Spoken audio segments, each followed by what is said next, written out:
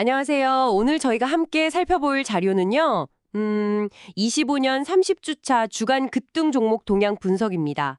2025년 7월 넷째 주, 그러니까 30주차에 시장에서 아주 뜨거웠던 종목들 상위 10개를 좀 깊게 들여다보려고 합니다.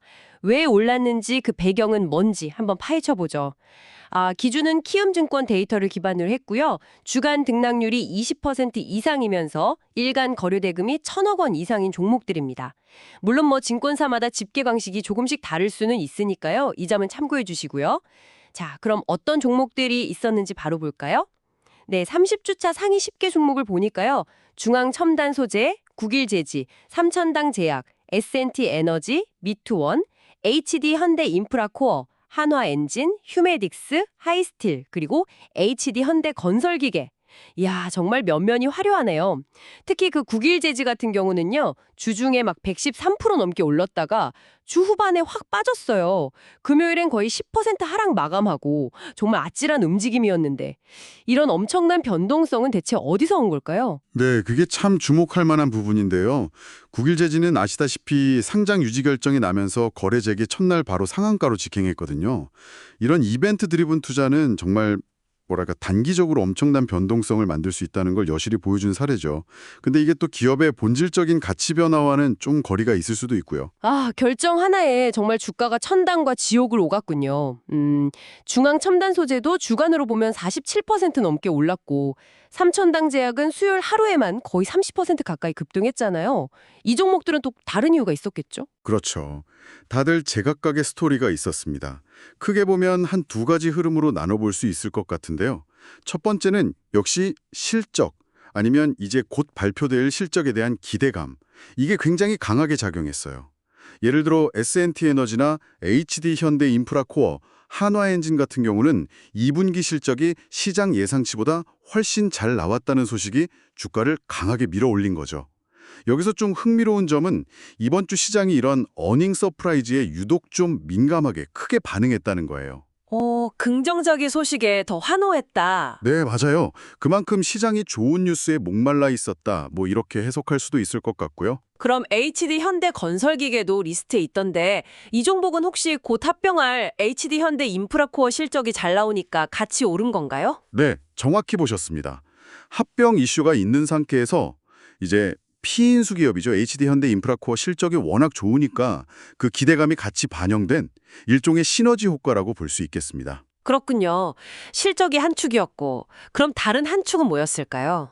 다른 한 축은 이제 개별 기업 고유의 뉴스나 아니면 특정 산업 테마가 강하게 부각된 경우예요. 아까 말씀하신 중앙첨단 소재 같은 경우는 리튬이라는 큰 테마 안에서 또 43억 원 규모의 구체적인 공급 계약 공시가 나오면서 힘을 받았고요. 아하, 테마랑 실질적인 계약권이 같이. 네, 그리고 삼천당제약, 여기는 정말 결정적인 뉴스가 있었죠. 경구용 지르피원 제네릭, 그러니까 먹는 비만 치료제 후보 물질이 임상에서 좋은 결과를 냈다는 소식. 이게 완전히 시장을 뒤흔들었습니다. 와, 먹는 비만약이라 요즘 정말 핫한 분야잖아요. 그렇죠. 시장의 관심이 얼마나 뜨거운지 알 수 있는 대목이고요. 또 미투원 같은 경우는 약간 결이 다른데 이건 스테이블 코인 관련 법안 논의에 대한 기대감. 스테이블 코인이요? 그 달러 같은 법정 화폐의 가치를 연동시킨다는 암호화폐 말씀이시죠? 네, 맞습니다. 그 관련 법안 발의 기대감이 하나의 테마를 형성하면서 주가를 끌어올렸고요. 또 휴메딕스는 미용 의료기기나 보톡스 관련 테마에 더해서 필러 수출이 계속 잘 되고 있다는 실적 기반도 있었고요. 하이스틸은 좀 더 거시적인 이슈인데 미국이랑 일본이 알래스카에서 LNG 합작법인을 만드는데 여기에 한국도 참여할 수 있다는 기대감. 이게 이제 강관업체를 철강주들한테 호재로 작용한 거죠. 와, 정말 제각각이네요. 네, 그래서 보면 이게 그냥 개별 뉴스 같아도 사실은 더 큰 어떤 산업 트렌드나 정책 방향하고 연결돼서 움직이는 경우가 꽤 많아요. 그러군요. 듣고 보니 정말 다양한 재료들이 얽히고 설켜서 주가를 울리겼네요. 그리고 거래대금도 좀 눈에 띄던데요. 삼천당제약은 주간 거래대금이 무려 1조 8천억 원이 넘었고 HD 현대인프라코어는 전주보다 13배나 늘어서 1조 원 넘게 거래됐다고요. 이 엄청난 돈들이 몰린 건 어떻게 해석해야 할까요? 이것도 단순히 실적 때문만은 아닐 것 같은데요. 물론 실적이 중요한 방아쇠였지만 특히 HD 현대 인프라코어 같은 경우는 아까 말씀드린 합병 이슈에 대한 기대감까지 더해지면서 뭐랄까 시장의 관심이 정말 폭발적으로 집중된 결과라고 봐야겠죠. 이렇게 거래량이 급증하는 건 그만큼 해당 종목에 대한 시장 참여자들의 단기적인 기대 심리가 아주 강했다는 걸 보여주는 지표가 될 수 있습니다. 그렇군요. 네, 그래서 요약하자면 이번 30주차는 키워드로 보면 해시태그 실적, 해시태그 공급계약, 해시태그 GLP-1, 해시태그 스테이블코인, 해시태그 조선, 해시태그 미용기기, 해시태그 LNG, 해시태그 철강, 정말 다채로운 재료들이 시장을 움직인 한 주였다고 정리할 수 있겠습니다. 네, 이렇게 쭉 들어보니까 단기 급등 종목들의 배경에 정말 각양각색의 이유들이 있었네요. 단순하지가 않아요. 맞습니다. 그래서 이 자료들을 통해 당신께서 얻어가실 핵심은 바로 그거예요.